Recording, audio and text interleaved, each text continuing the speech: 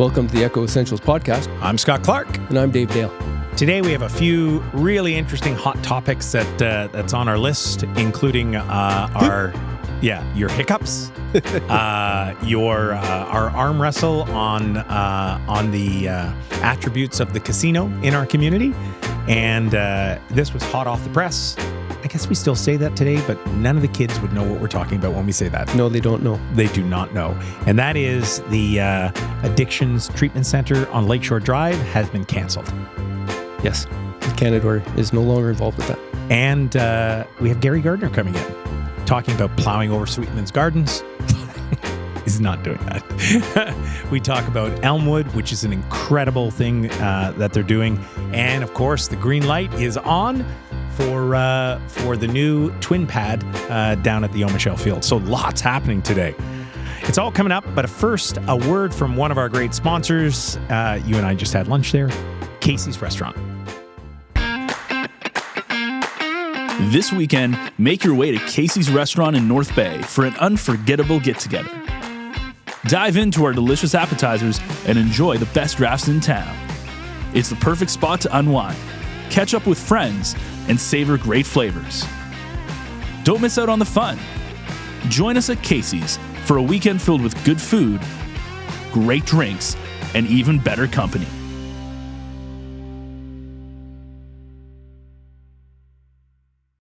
Dave, there was this weird thing that was happening. I was working away, I think it was yesterday, the day before. And then I'm like, what is that noise across the hall? And I hear this. Yeah, it was you. Yeah. I ended What's up going with on? chronic hiccups this week. Yeah. What's chronic hiccups? They won't go away. So Well, hiccups never go away. Yeah, they do. They're supposed to, actually. And you should see a doctor if they continue for 2 days. That would be, so how long did they last for? It was a real problem for about 30 hours. Yeah. 30 hours of hiccuping? Yeah. So like even when you're trying to sleep? I was trying to sleep. And you were hiccuping? Yeah. Yeah, it was So is it waking me like up. an acid reflux thing? Or like usually when I hiccup, it's like, I don't know what it is, but. They were coming on every time I tried to burp. It was after I had this, what I thought was a healthy plate of liver and onions. And I think I put it in there too late in the night or I don't know. But it was hard. It was hard. So what's your favorite remedies for, everybody has remedies for hiccups. My first is peanut butter. A spoonful of peanut butter usually subsides it for me. I didn't have any peanut butter in the house. Then my second is a slice of lemon, chewing on a slice of lemon. Really? Yeah. And then what usually, if nothing else is working, drinking from a glass upside down. Okay, I know that one. Bending over and drinking from, I remember my mom teaching me that one. Yeah. Someone said to me that it's like, it's I don't know if it's a nerve thing, but it's some where you massage around your neck or something like that, and it should relieve it. I don't know if that's ever helped me though. I Googled it and they said pressing on your eyes does it as well. And really? There's other things, but I hold my breath sometimes. Does that work? Yeah, sometimes. And before we did our interview with Gary Gardiner, Councilor Gary Gardiner, it's coming up. That was the day I hadn't slept and I was still fighting it. And I got them to subside for the interview. They came back as soon as the interview was over. And then the next interview with Darren Turcott for the Sportscast, they came back right after the interview again, so we couldn't even do our recording. It was terrible. Really? It was really rough. Well, I'm glad you're over that. Coming up in this podcast, Gary Gardiner does come in, but I just want to put you to task on something you said in the interview, and you said something about. Well, rather than taking me to task for something, how about we just debate the issue? Okay, let's debate the issue. What does it mean? So, what does that mean when I say I'm taking you to task? Well, when we did it before, it was because I had made a mistake. Oh, okay. Here, I don't think I made a mistake. We have a difference of opinion. Right. Yeah. No, you're right. You're right.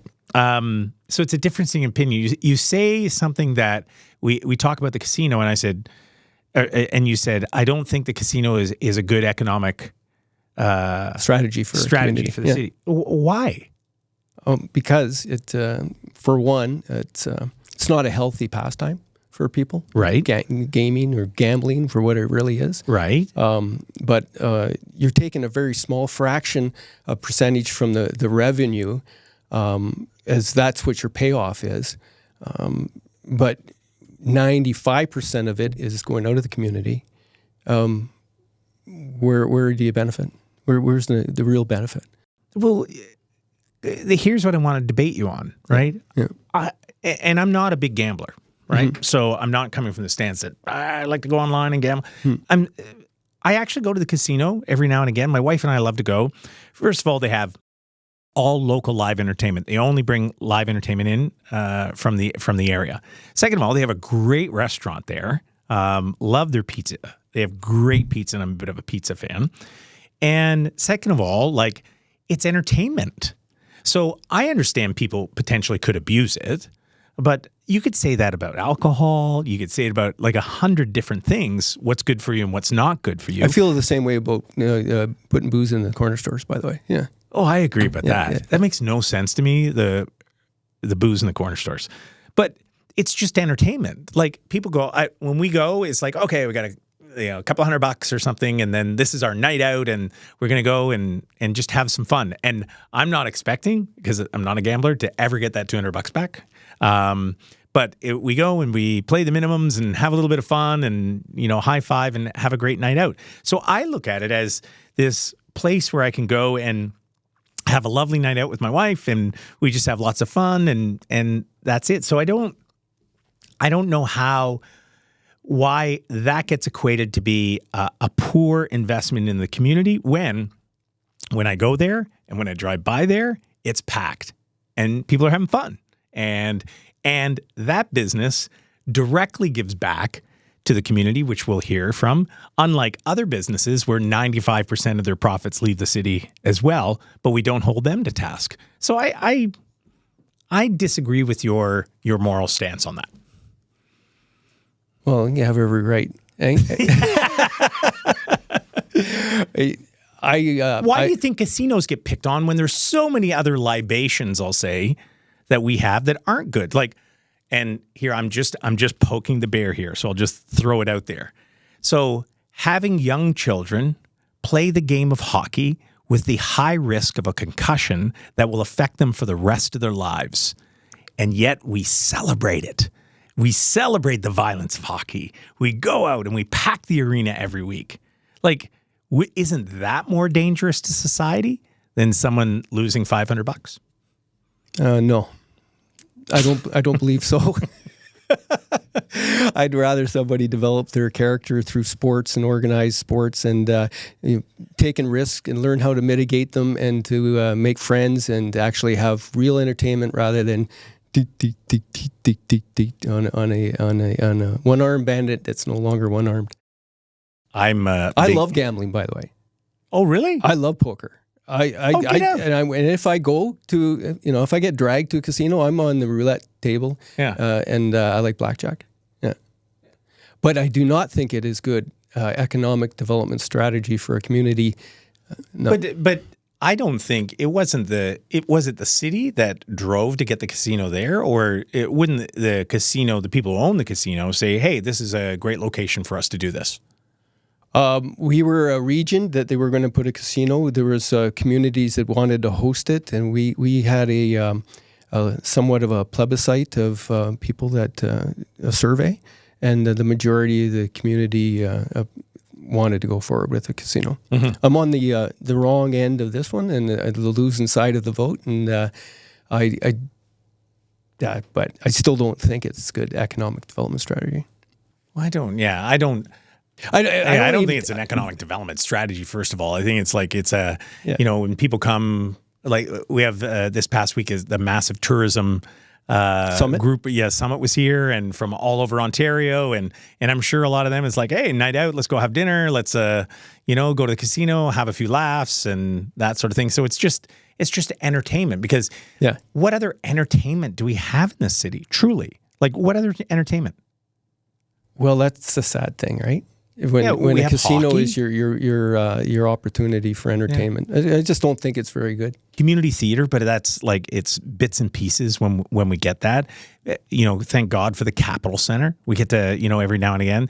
And, we should be, and you do a great job on this when you do the listings and entertainment listings in the Echo Essentials newsletter that comes right to your inbox, and you simply sign up by going to northbayecho.ca, and it'll come right to your inbox every week.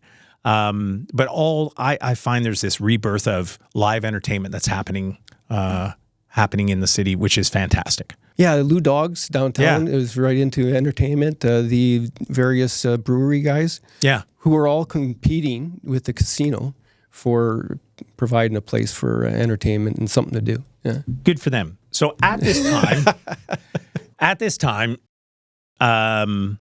it was just published. Canada just released, as we're recording this, a statement where they weren't taking any interviews. This is a statement, and you direct all your other information towards the Ministry of Health if you have any other questions. The planned treatment center on Lakeshore Drive has been ended. Nixed, yeah. What do you know about it? Well, I was reading the Bay Today story. It had a lot of depth to it. Stu put some of the background information in.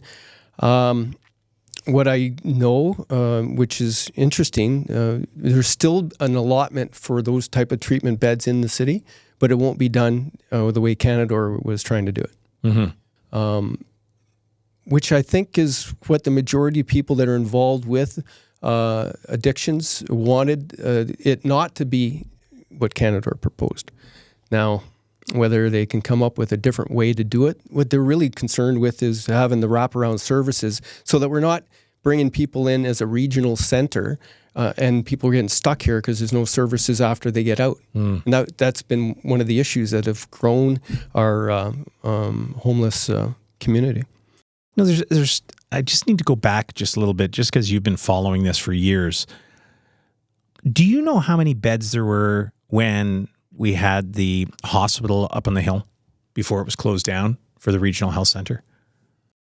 For the psychiatric, regional psychiatric center? Yeah. No, I can't remember. When the psychiatric hospital was closed and then reopened again under the North Bay Regional Health Center in its new location, were the same amount of beds moved from there to the new center? I believe fewer. And no, yeah, maybe more of a certain type of bed for forensic psychiatric treatment. Maybe that there's a different types of psychiatric beds, right? Right. So it's okay. So it's how it's all. And then any of the ones that were in the we'll call it the lighter side of needing psychiatric care were put out into the community, and they were supposed to get their care there. And that was the real sort of falling down of that Mike Harris plan. It was that far back? Yeah. It was in the Mike Harris era that all took place? That's where it started, yeah. Oh, okay. That was a long time ago. And then when the Liberals were elected, they finished off the hospital thing, right? Right. No, you're right. Yeah. So it started with them. But the problem was neither the Progressive Conservatives or the Liberals provided the in-community care that was required for what happened there. That's how I understand it. Because I had heard anecdotally is like, well, they closed the psychiatric hospital up on the hill, and then they didn't provide the same amount of beds for those same people to go from there to there, and they put people out on the street, and that's why we have, They actually planned it that way, yeah. But they couldn't have said, oh, and we're going to put a whole bunch of people in the streets. Yeah, that's what they said we're going to do in community care. Community care. Something like that. Okay, so there were some sort of resources available. Well, they were talked about it. It is similar to how the downloading of services to municipalities was handled, right? It was supposed to be a net, no problem. A net gain, like a net net gain or whatever they call it, right? It's supposed to equal up. Right. It's pretty complicated, but I know some people that work in the field, and they've been frustrated by the Conservative move. They tried. There wasn't funding. That's why we have the situation we have. And now they became pissed with the Liberals because they also cut programs. A gentleman the other day was telling me he used to be a Liberal, and he's not a Liberal now. It was because he works for people with special needs, and they used to be very happy working in the wood shop. Remember the wood shop? Oh, yeah. So they closed that down. FJ Delandria place, They closed that down with the cut funding, but basically they said, well, it'd be better if they were working in actual independent to private sector. Well, can you imagine a special needs person trying to navigate working at McDonald's right now? Yeah.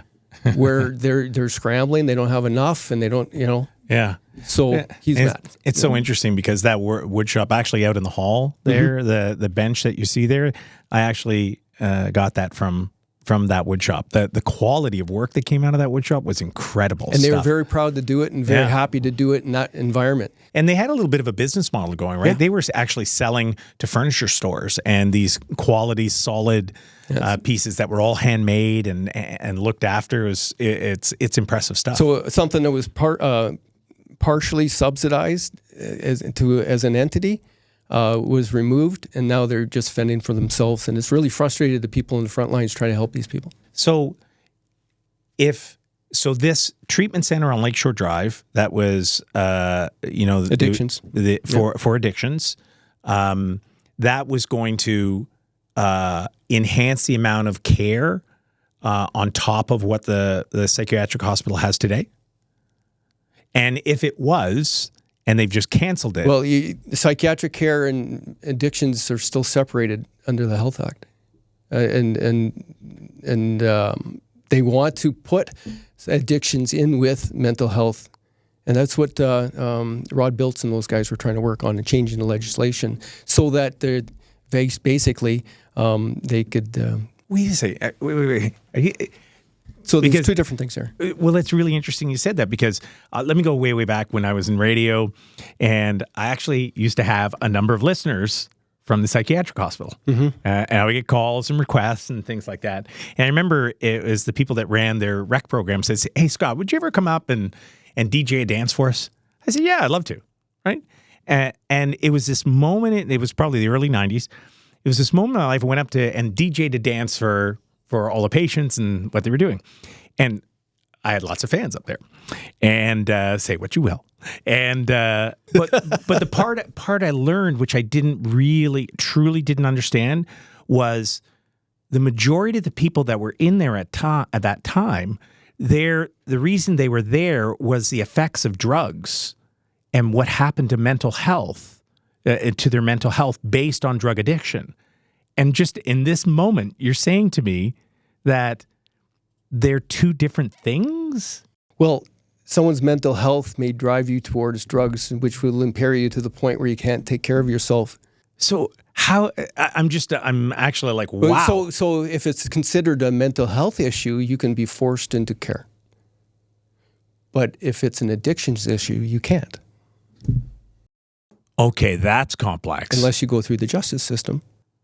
Which works really well. Ugh. I got a call from a person I knew the other day. She from the jail. She had actually rented a room from me years ago for about 4 months, and she's alcoholic and probably has some mental health challenges as well due to whatever she went through in life. And she was looking for me to be her surety. She's stuck in jail, and she needed me to put her up for 6 days till her next court case. Wow. And so, I told her I couldn't help her in that way. I'd like to help you in another way if there is. She said, no, I got a list of 14 people to call. I'll get on that list. Okay. So that's the type of people that are going through the justice system. Mm-hmm. They're down and out. She's homeless, and she has issues, and yeah. Man, that's, every time we get into these long form interviews, the complexity of it all, like coming up, we have Gary Gardiner coming in, and he is what's his title, or what is one of the things he has? Well, as councilor, he's actually one of his committees. He's chair of the Community Safety and Wellness Committee. Okay. And he wanted to talk about Elmwood. Yeah.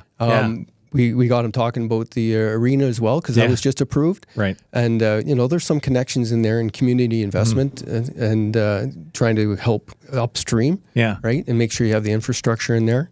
And we got him to talk about the Sweetman's Garden a little bit too. Yeah. I think a little bit more than he wanted to.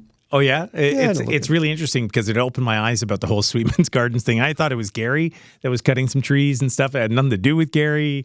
But it is the interesting part, and I don't think anybody is plowing over Sweetman's Gardens, but certainly some heat was caused around City Hall around it, I'm sure.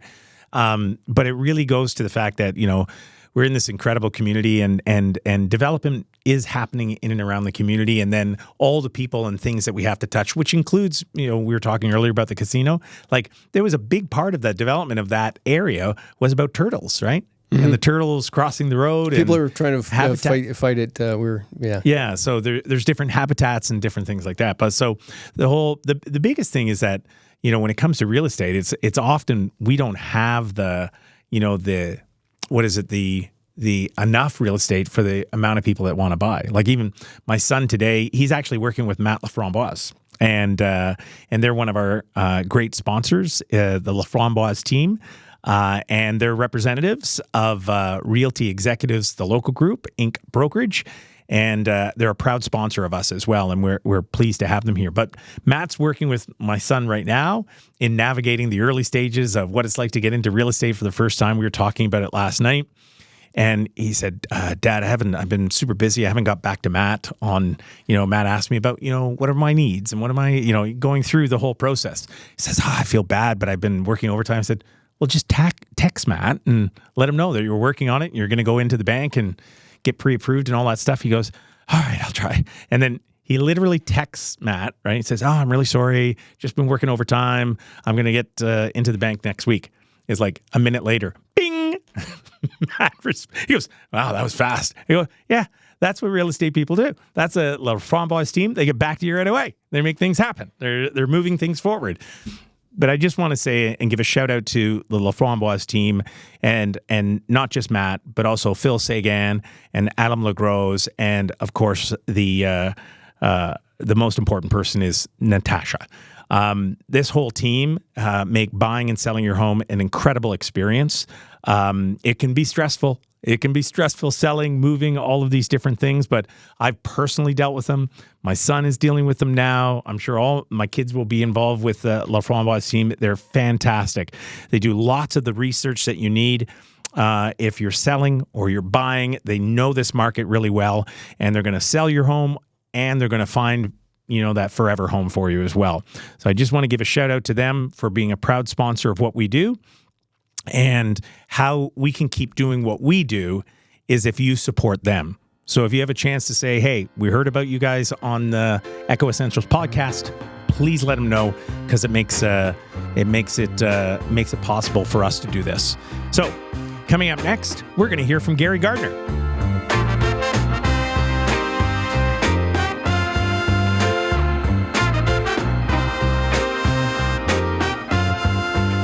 Today we have a returning councilor, Gary Gardiner. We're going to discuss several city initiatives. One, you just approved the Twin Pad Arena, the city's largest capital project that they have control over to go forward in its history. Right, right. Yeah, so that's pretty exciting. Yes. For sure. And we're going to talk about the Elmwood initiative that's up off Algonquin in the former school that the city's going to contribute money towards, which is... That's correct, yeah, and the tune of $200,000. Yeah, and then we're going to talk about a little development project near everybody's favorite place to go, Sweetman's Garden.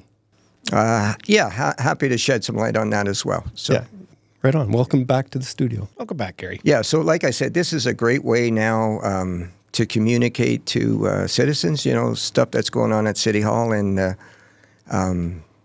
Anyway, I think it's important that we support you guys as well in your efforts, and I can see long-term, this is a good way for councillors, for example, to get out, what's going on at City Hall. So, and I've seen you did quite a bit of homework for us to help explain this particular Elmwood project. I know that we did a podcast with Giselle Hebert when she was the executive director before she retired. And Clark Marketing has been involved with the CAS on several projects. And in the development of the logo and the launch of that whole project, which is, pretty close to my heart too. Gary, can you give me just a quick overview of the intent of the Elmwood initiative? Okay, so, I'm going to put it in a different perspective and say, it's really hard for a kid just to be a kid today. when you look at all the environment they're in, you got social media, you've got TikTok and Snapchat and Instagram and Facebook and all kinds of ways for the youth to communicate. But it's not without its complications, right, with cyberbullying and luring online and stuff. So that's one issue that youth face that, we never faced, right? We never had to deal with that. A second issue, when you look at youth today, is the availability of street drugs. Easily available, dangerous, very addictive. So that's another issue. And then, of course, family units are not what they were when we were kids. And so sometimes kids struggle when their families break apart. And also it's difficult in today's world when families struggle with finances and those kinds of things. So when you look at what Elmwood's trying to do is trying to help the youth navigate this incredibly complex, dangerous environment. And so the other aspect of that is being a parent or a grandparent. And so you have these kids that are struggling, or they're depressed, or they're not talking. And so for a parent, it's really difficult to help them sometimes, right? It's almost like you're helpless. And so what Elmwood's trying to do is to provide a safe environment for young people to come and seek advice, counsel, even primary care if they're they don't have a doctor, all those things. So it's a one-stop shop of helping people as a sort of a community center. Yeah, much like One Kid's Place was formulated for younger kids and stuff.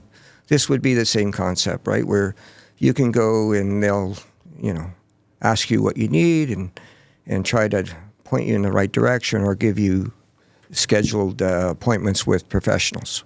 So they did a presentation at the City Council not too long ago to try to get the city to help contribute to the project. Yeah, that's right. In May, sometime in May, Giselle, Andrea Lucas from the health center, they made a presentation on kind of the goal of Elmwood, just like we talked about more or less, and as a preventative measure to keep youth out of trouble, to keep them more focused and engaged in positive things, right? Mm-hmm. So after that presentation, and we always knew there'd be an ask at some point, and so Giselle and her group did come back, and the ask was $200,000, and that was recently approved by our council. And the source of that money will be casino revenue. We've never touched the casino fund to date, but this was an important project, and so that was the result. Mm-hmm. It's I just want to add to something about Elmwood, because I've been there multiple times now, and so to be clear, it's like, I grew up at a time, as I guess most of us around this table, except for Ben, where if you're going out to play, you often went back to the schoolyard, right? And everything was set up. You could do things there. The thing that's really powerful about Elmwood is not only they have a nurse practitioner located there, not only do they have kitchen facilities so they can do cooking classes, they have a beautiful gym that is open up to the community. They have other health services. They have things like a pantry, so food services if you need, some food. If you need clothing, they have this beautiful little repurposed clothes. It is a library, meeting rooms. Like it truly is this community spot. Plus, they have gardens outside, so you can build your gardens, and it's this really powerful place for the entire community, and specifically for that surrounding community as well. So Giselle and her team, when she first had the concept of this and what could be done and how this could better the community, I just thought it was really powerful. But there was an arduous, sort of uphill battle to how are we going to fund this? And one of the things that I was so proud of that whole CAS team that put it all together was they found some individual funding that made this all happen. And so I think yes. So am I skewed in that I really support this? Absolutely. But they've actually gone out. They've found the funding. They've built it. It's working. It's benefiting the community. They have personal and private funding that have built it and made it work. And now they're going back to the city asking for a tiny little amount of money to help support some of the things that they're doing. I'm really happy that you're doing that as a city council, mayor and city council, that you're supporting it. And I'm just assuming you are supporting it, aren't you?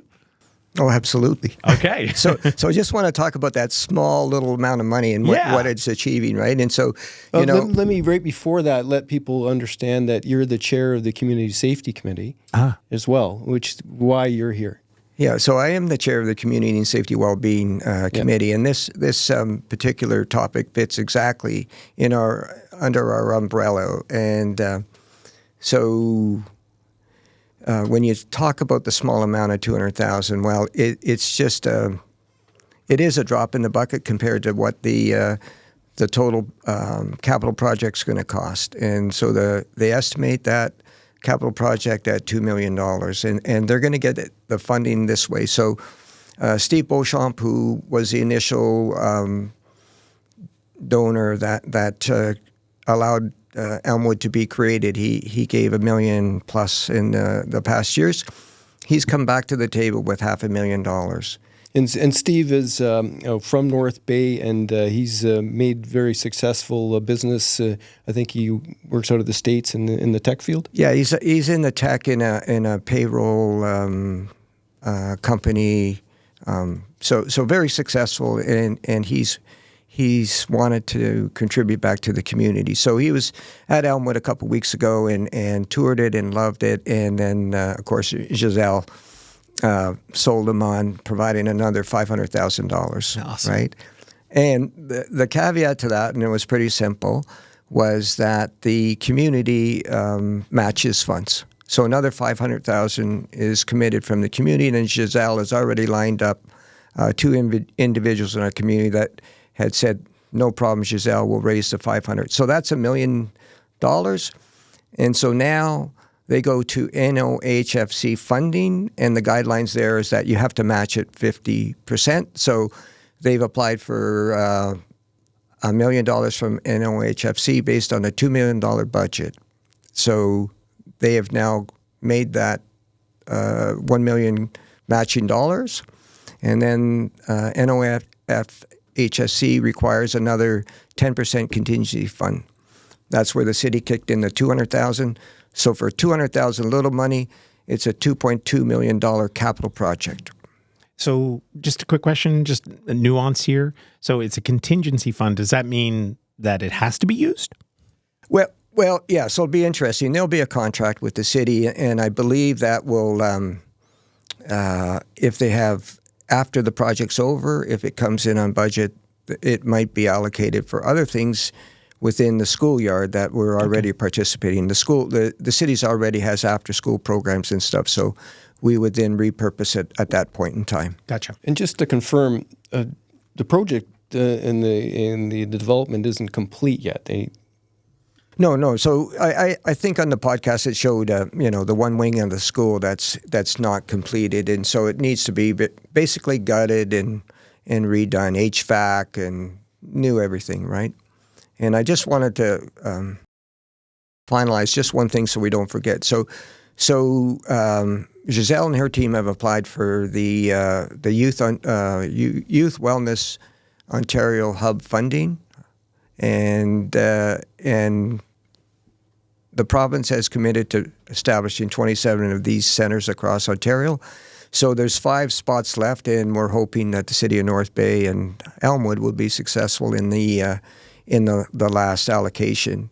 And that allocation would mean $647,000 annually to staff that facility. So operational dollars would flow.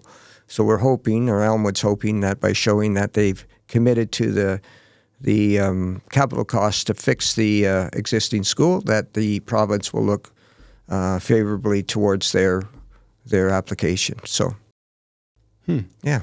And this is coming out of the casino funds. This is the first allocation to come out of the money that came out of everybody's pockets that went through that place? Yeah,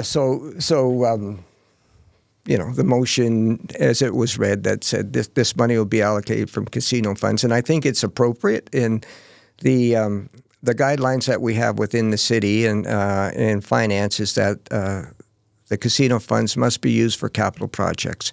It doesn't say city-owned. It doesn't specify. It just says capital projects that benefit the community, basically. So I think it's a good fit, and I think the people that support the casino will be happy in seeing this money being used in that way. Well, it's always good when provincial agencies and the city works on upstream issues so that the youth don't get into the trouble and have to dig themselves out, or we have to dig them out or incarcerate them or treat them for addictions. So I support that use of any money. I'm not a big casino supporter. I don't think that's good economic development strategy myself. Mm-hmm. You get a fraction of the money people lose.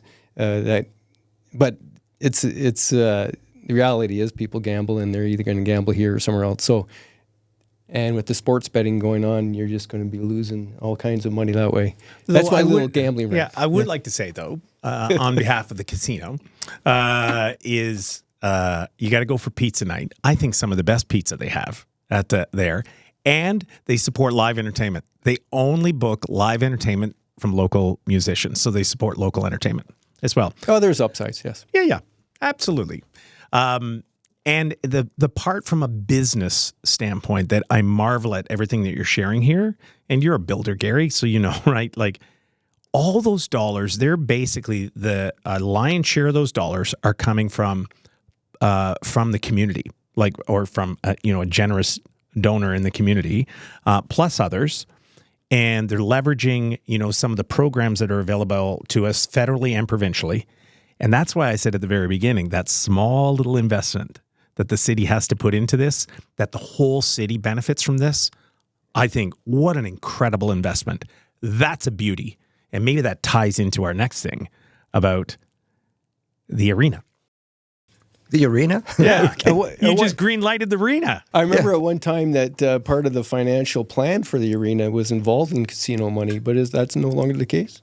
Oh, yeah. No, it's there. And we can talk about the finances. But first, I want to hand out 3 stars. Can I hand out 3 stars? Mm-hmm. Okay. So, the other night in the council chambers, that was Monday night, we had the motion on the floor to move this forward in Elliston. And the total price is around $63 million. And we can get into the breakdown of that money in a sec. But so I'd say the first star or the third star, you go backwards, right? It's hockey, right? Third star first. Yeah, third. Okay, so the third star, I'm going to give that to Jamie Lowry, okay? Because interesting.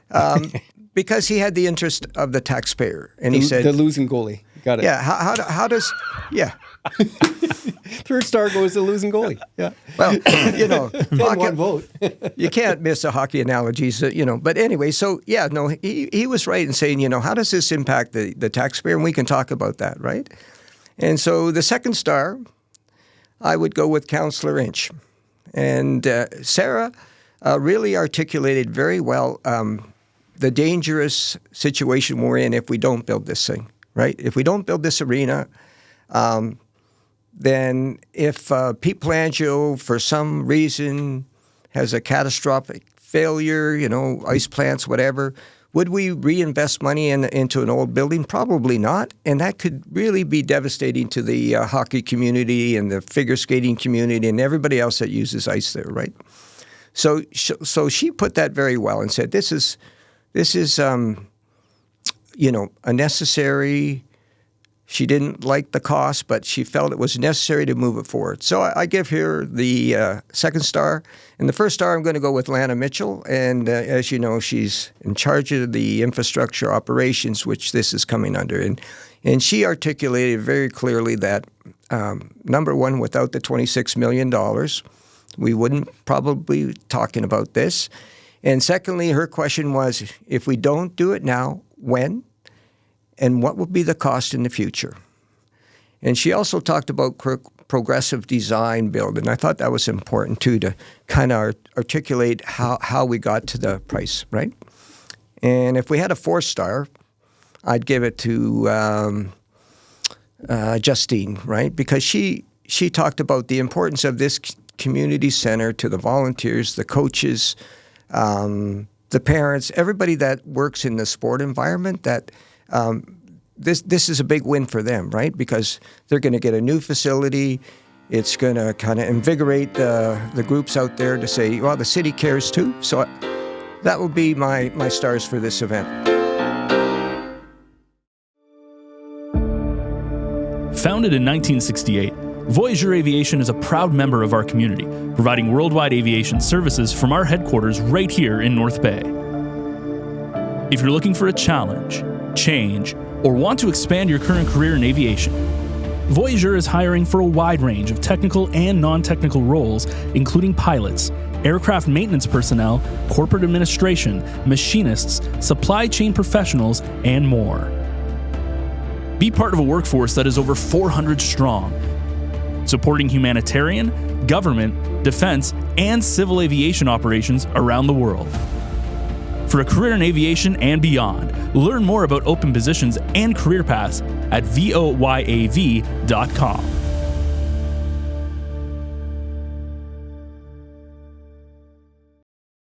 That's pretty good. I was there at the meeting, and I really like attending the meetings versus watching them on the YouTube, because you get to pick up a little bit more flavor. And there was one interesting shot across the bow there when your 3-star goalie, Jamie, was talking about it and saying that there was some trepidation regarding the plan for managing it, the cost, the unknowns, right? And Maggie, when she had her turn, she mentioned the Castle Home refurbishment project and kind of questioned where that total is going to be. And I saw Mark King, who was on the board of Castle Home when they approved it, turn over and just look over at Jamie to see what his reaction to Maggie's little shot back. And it was priceless, really. You really have to go to the council meetings to pick up any of this type of stuff. But they did pass it. It was a 10-1 vote. Mm-hmm. And we're going to have an upside cost guaranteed 61.5 plus $1.5 million. Yeah, so round it out, it's 63 million that we've committed to, right? So you want to talk about costs and Jamie's concern and taxpayers' concern. Well, number one, let's subtract the $26 million, right? The $26 million from the federal government. So that means we're on the hook for $37 million as a community, as North Bay taxpayers, right? And so how do we address that funding? And there was a breakdown. But really what we did and what we've done and what the CFO has done is they've been putting money away for a down payment on this facility, right? And that down payment, whether it's gas tax money or the mayor's plan or whatever, casino money and MAT tax, which is municipal accommodation tax, that's about a $22 million figure. So that's our down payment. That's smart, right? So then we have what they call special debt, and I have no idea what special means in this case. That's debt, but it's around $15 million that we need to borrow to complete the financing of this project. So from a taxpayer point of view, you'd be concerned about the $50 million that you're borrowing, I would think, because that you have to pay that back over time, but it's still part of the cost. So it's really the interest that we're looking at. It's additional in terms of what we're going to finance. So is this a good estimate, ballpark in here? 15 million costs you about 25 over 20? No. So okay. So you mentioned 20 years. So if you number one, we get a very good rate from Infrastructure Ontario, which is a corporation set up to finance municipalities and their projects, right? So IO's rate is similar to the Bank of Canada rate, more or less. And so I believe in 2 years' time, the rate will come down to around 3%. Right now, It's about a 20-year debenture is about 4.7, somewhere in there. So that's a 20-year debenture. So the cost of a 20-year debenture at 3% would be another $4.5 million. So if you take that over 20 years, that's $250,000 a year. So we could afford $250,000 a year. So, see, I'm up on my numbers. You didn't know that, right? It's pretty good. Pretty good. Way better than mine. That is good. Yeah. Yeah. So Which would represents how many percentage increase in taxes? $250,000 a year. Last I remember, 750 was a 1%. But that's cheap. Yeah, but that's basing your math on that this is over and above what we're already paying, when some of our costs should go down with the new, with the potentially closing of a facility and the. Well, yeah. First, the comment. What's it represent in terms of the tax levy and percentage? Right, we're about right now $1 million represents 1% the levy, so this is 0.25%. But let me tell you about. We're really investing in our community, right? Investment drives investment. So you take that into Lakeshore, you build a brand new twin pad facility, also supports the outside sports. And so I can't guarantee, but I can almost bet, and I'm a betting man, that there'll be a hotel built at that end of town, either on Lakeshore or Pinewood, right? So we build that hotel. And let's say it's equivalent to some of the newer hotels built in town. That will represent an annual tax increase in our assessment about $300,000. So we're going to get $300,000 per year if they build a hotel there. Now, will they build it? I think so.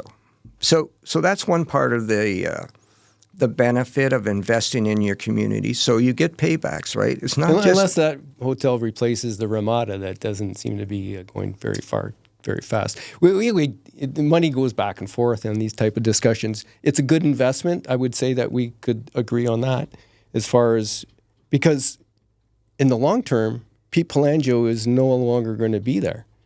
I'd say maybe within 5 years. Yeah, I have no idea on the longevity of that, and so yeah. Well, it'll look like a very smart investment if Pete Pelangio no longer has a life, and the market for ice, if the projections Jamie's talking about are declining, we might be right-sized with 3 ice pads down the road. Yeah. It's a no-brainer. It's insurance, right? I mean, we're building it for the capacity that we see now, but if capacity goes down, we'd certainly be decommissioning Pete Pelangio, right? So it would be a win-win, because now we're going to save money off of that facility. But I just want to finish off because. Sorry, can I just say one thing just on today's point?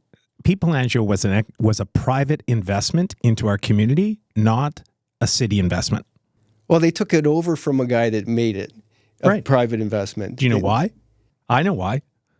Because it's my Uncle Pat. Mm-hmm. Uncle Pat Mancini. I married into that family. That's why my family, or my wife's family, came up from Hamilton. So what's the story told about why? The why is that the city wouldn't invest in the infrastructure in building in that area. So they wouldn't, the housing and the housing development. So Pat Mancini wanted to, build in that area, and the houses that are there today and people use, the city didn't want to invest in it. They weren't going to do the capital work in investing in it. So what he proposed was he's going to build an arena and he'll run it for the city, so they don't have to invest into an arena, because, well, Gary's seen it firsthand, how much heat that causes when you invest in an arena. So he invested in the arena. My wife's father, Vince, he actually flooded the ice in the early days and stuff. They built the arena. They provided the infrastructure to that area, and that's how that area grew.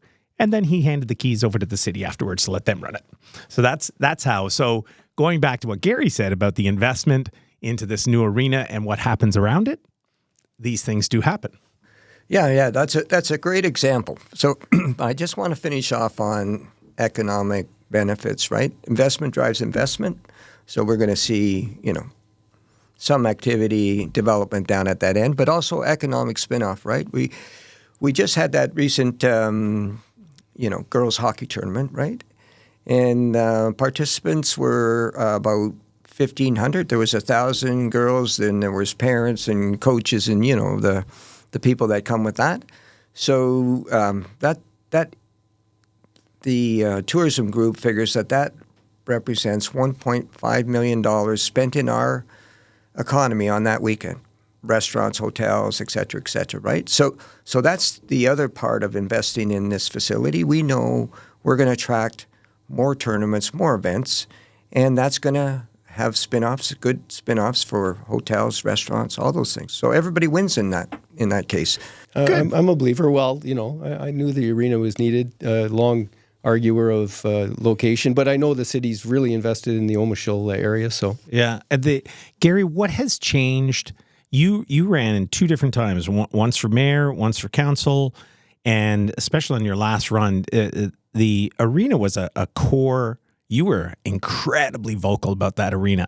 How has your opinion changed to where it is right now and what we were discussing to where you started X number of years ago when you were running for council?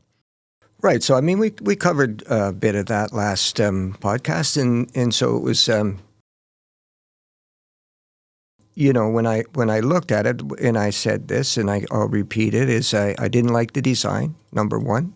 I didn't really like where it was located, number two, and I didn't really like the cost, right? Especially when I saw the design, I knew that design was expensive, right? It was going to cost more money. And I also knew that design, it was going to cost more to operate and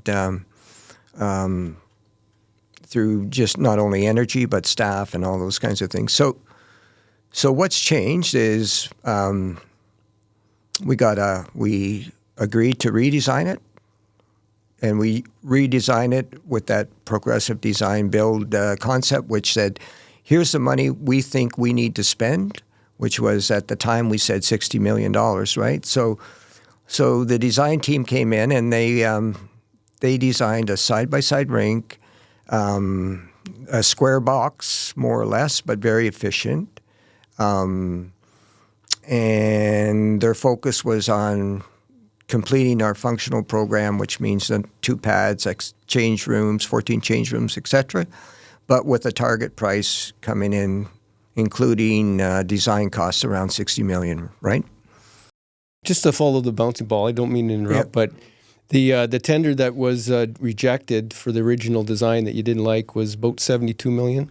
It was $71.8 million, and that was for build only. That was the construction cost. It didn't include contingency, and it didn't include the design cost. So that was... At that time, you guys were hoping that you can get something for 52. You put it out for just so to follow the bouncing ball. You put it out to the builders, and they said, yeah, you're probably going to have to spend 60.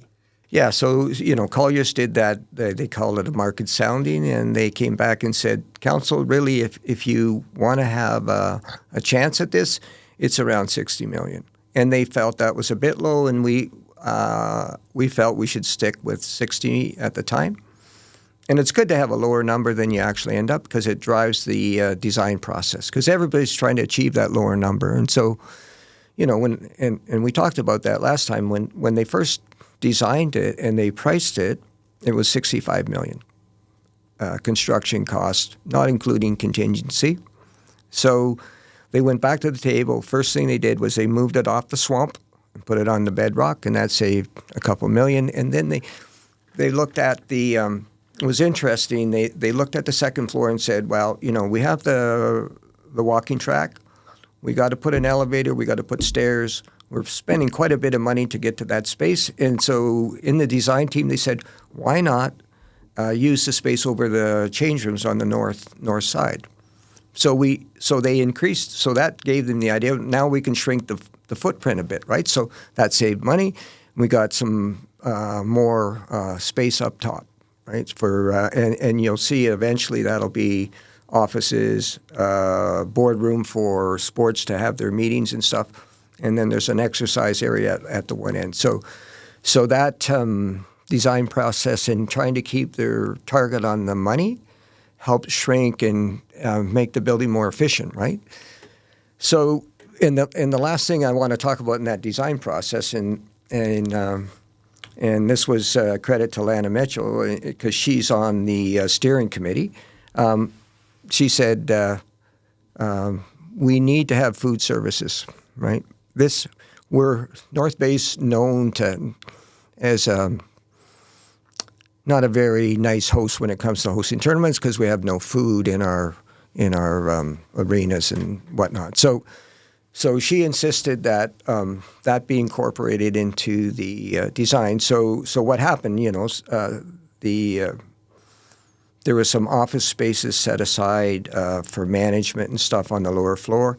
So those got to go upstairs, and it created an alcove space now that will be for food services. And that, as we get into this and once we get construction, I'm sure that the city will do an RFP looking for a vendor for that spot. So let's talk about Sweetman Gardens. Yeah. Because the last time you were here, everything's good. And then I find out you're clear cutting Sweetman Gardens. Gary, I'm sure you've had a little bit of heat over the last few weeks. You're saying last time I was here, everything was roses and flowers? It was like roses in Sweetman Gardens. Yeah. So I was surprised too, actually. I got a phone call, what's going on? And I said, I have no idea. I went over and I took a look, and sure enough, I think it was Eagle Trees cutting down trees and stuff. And On behalf of the city crew. on behalf of the city, not on behalf of myself or anything. Okay, so it wasn't the developer. It's not you. No, it's not me. Okay. So, so I just want to show you my vision for Sweetman, or not Sweetman's Gardens, but my development, right? I applied to the city for a zoning change on those two properties, and I used Talak Engineering and Surveying Company, right? And The two properties are the closest to Timmins Street. yeah, well, there's a little house on the corner, but there's a house there, 1060 McIntyre, and an empty lot, right? So on the same side of Sweetman Gardens. I just want it's right people to beside picture it. Sweetman's Gardens. So it's that's that. As long as Sweetman's Gardens remains, that's a great location, right?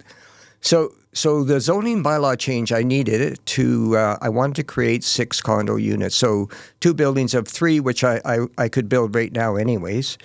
But it creates an ownership opportunity for retired people that want to downsize and have all their maintenance taken care of, and that's why we applied for the zoning change, was to create a condo corp eventually, right? The access stuff and all that's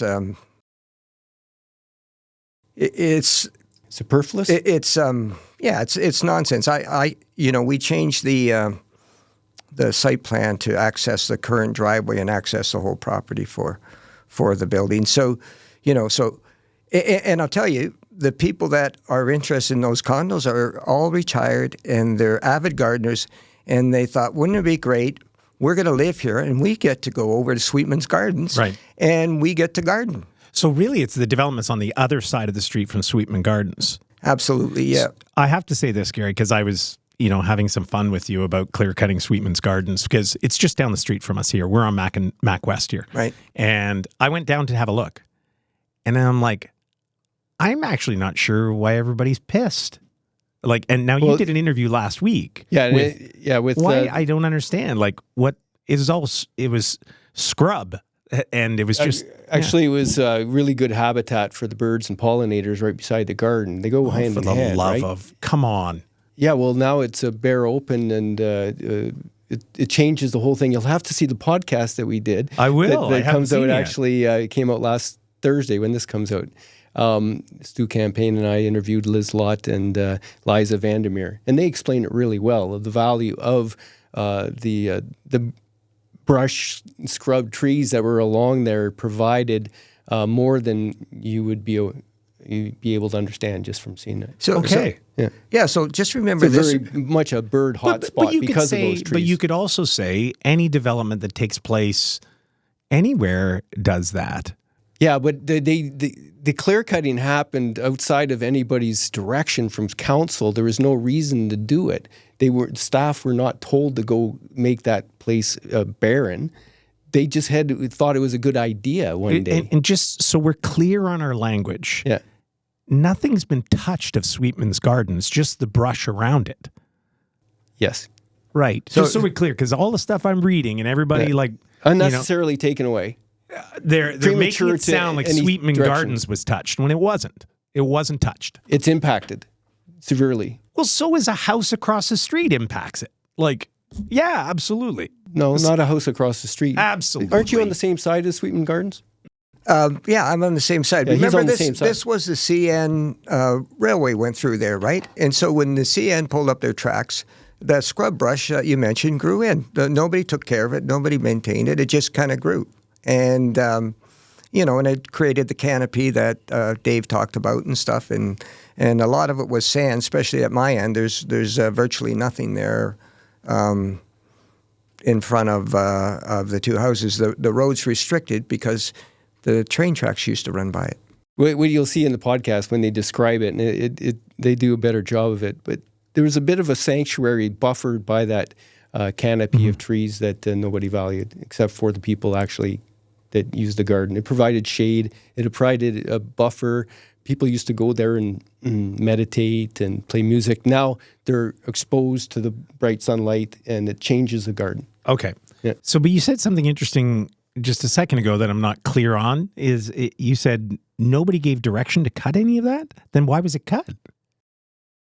I think some city staff thought it would be a good place to dump snow in the wintertime, and they heard that there was going to be development, so let's get at her.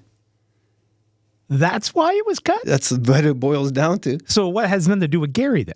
No, nothing to do with Gary at all. It has nothing to do with Gary. No.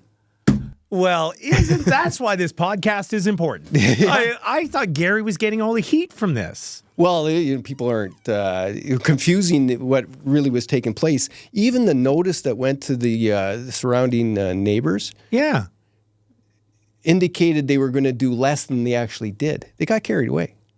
You know what's amazing? Like, I'm in the communications business. What are you guys thinking at City Hall? Yeah, you guys are idiots. Well, you don't touch Sweetman's Gardens. I thought it was Gary. Well, okay, I understand. I want to support developers and the growth. Guaranteed, if getting the heat. If somebody from the parks or the roads or the works told Gord Young that, hey, we're going to go clear cut beside Sweetman's Gardens, he would have said, stop what you're doing. Come on. Yeah, okay, no. This is... It was a bit of a surprise. Oh, my gosh. It was a curveball. That is... Yeah. Okay, I have a different view on it. Oh, I hope there was a Monday morning coffee. I think they're okay, next time we're cutting down Sweetman Gardens, they are can doing someone tell me? They're doing a review of how that was handled and how they wouldn't be doing this again. Holy jumping. That is eye-opening to me. Did that come up in your podcast that you did? Yeah. Well explained by Liza and Liz. And okay. Oh, I can't wait to hear that one that you did. I was away. Okay, did you get heat though, Gary? So the heat, to be honest, I did get some emails, and I just quickly said, look, I own the property beside, and please contact other councillors, and because they're Maggie and Justine live in that area, and I suggested that they contact them, and I've never talked to staff about it. I've never talked to engineering or any of those people. I've always used Tulloch, and they're my agent, and we've kept it very separate. Really interesting. Okay, that's super interesting stuff. So, this is the third podcast, and the first one when we did it with Joanne Brosseau, opened up a little bit of eyes on how it transpired as far as procedurally and approved the same night. That's one thing.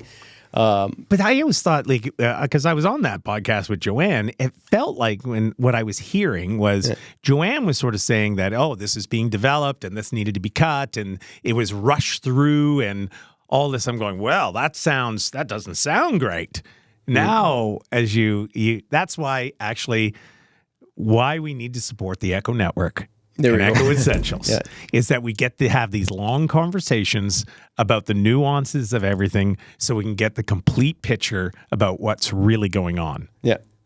So, I got to jump in here. We scheduled this podcast way before the Sweetman, the chainsaw massacre, right? Yeah. Just to let we you were know. talking about doing another interview after the first one because it went so well, and we were going to time it for after the approval of the city twin pad. Yeah, exactly. And this all just sort of transpired as this happened. And then the Elmwood thing came up, and it was a really good conversation to be able to find out, why the city's contributing to this particular project. And it'd be very interesting to see how that affects others who want the city to contribute to their projects. And we'll see that as it goes forward. Yeah. So I think this is a great way to get dialogue, right? And back and forth conversation. And you guys always have great questions. And sometimes you try to put us on the spot, and that's okay too. Well, actually, I was trying to get some information about the twin pad because I was at the NDA senior football final, and people were parking on the grass. There wasn't enough parking places there for one football game. One football game. There was nothing else happening in the 3 baseball fields or the 2 soccer fields. Oh, that's not and good. There was no arena going, and there was none. So I asked Gord Young, and I can't say his last name, but the gentleman. David Jakowski. That's it. Jakowski. How many more parking places are we going to have with this arena? Because there's not enough for even one football game. And that was right in October, right in the middle of hockey tournament season, right? So it was... So great question. So I got the answer. Yeah. Oh, Gord emailed me right before this. He said there's going to be a net gain of 112 parking places for the arena. They're going to actually designate some of the ones that are what they're considered overflow, the ones that aren't paved, where I ended up having to park a mile from the football game. That'll be converted into arena spots, but overall there'll be 112 extra spaces once the arena's there. So how many spaces do you think are at Pete Pelangio right now? I don't know. I have that answer.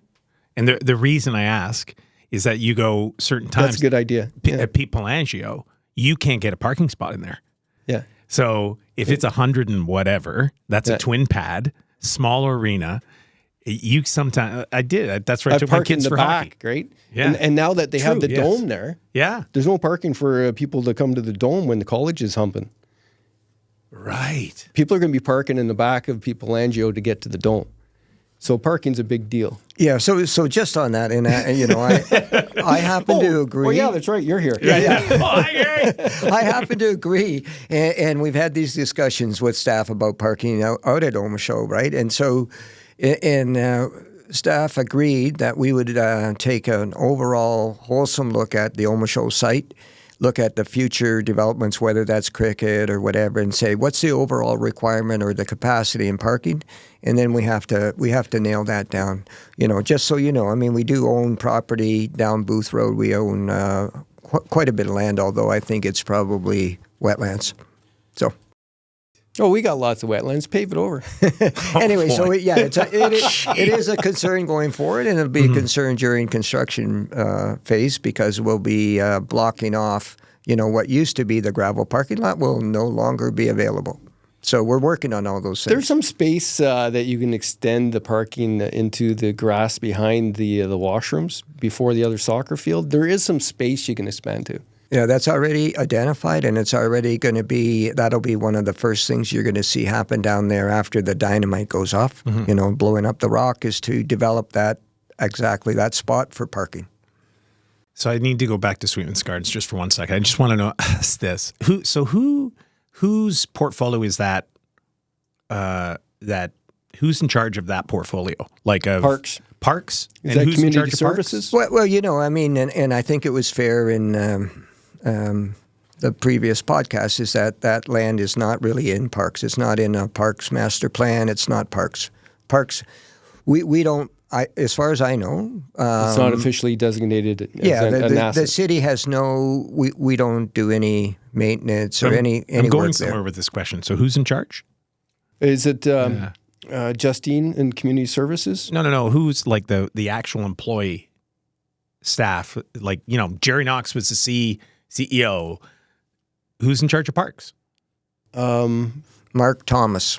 Mark Thomas is like the He's the acting director. So when something like this is what I wanted to ask. When something like this happens, and you got heat all over the place from the twin pads to paving to all this stuff, and then this hits the fan, this thing, right? Where when you explain it about someone went in and started cutting everything, do you go over to that person who's in charge, like Mark, and you go, seriously?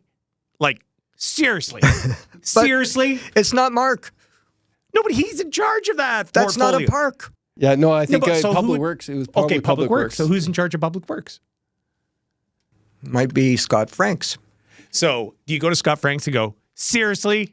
Like, seriously? Seriously? Didn't he just replace somebody that was there previously? Nick Schiavone. Yeah, you go to Nick Schiavone and go, seriously? He's like, not seriously? There. Yeah. I think Nick probably would have figured out not to do that.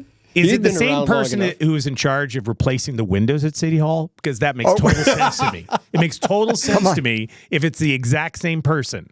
Because I want to go to their door and go, Ben, do we have another minute to wrap up?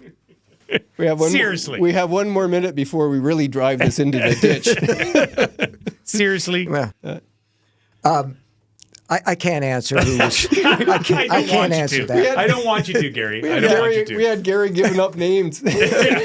Well, I don't know who's in charge. No, those guys are in charge, but who was in charge of this particular? Yeah, I don't know. But I bet you it's somebody subordinate. And if they weren't subordinate, they might be. Well, I'm sure that they eventually go to whoever that person was and goes, seriously? Yeah, somebody's do you know how much going heat to we're getting somebody. here? Yeah. Anyway, it's worth it, city council, because every morning you get there, you don't know what fire you're fighting. Yeah. Yeah, no, it's all good, right? I mean, like I said, the feedback from everybody, Councilor Lowry, I value his opinions, and it's helpful for me, right? Mm-hmm. So I think we're doing pretty well. Yeah. Agreed. And appreciate you coming in, Gary.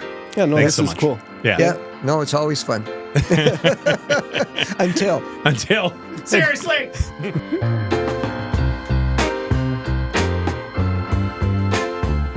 Well, thanks for joining us for the Echo Essentials podcast. Seriously, Dave.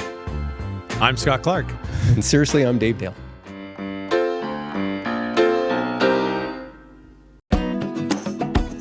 North Bay Echo is proud to partner with Twigs Coffee Roasters, a part of the community since 1995. Twigs offers a wide selection of quality beans, fresh roasted in-house every day. Find your favorite specialty drinks at our espresso bar, rejuvenate with freshly squeezed juice, or treat yourself to mouth-watering selections from our gourmet deli. And don't forget our irresistible fresh baked goods, including uncompromising gluten-free options. Twigs has 5 locations to serve you, from North Bay to Sturgeon Falls to Sudbury. Order online for pickup at twigs.ca. And coming soon, you'll be able to order fresh roasted coffee beans direct to your doorstep from our distribution center in North Bay.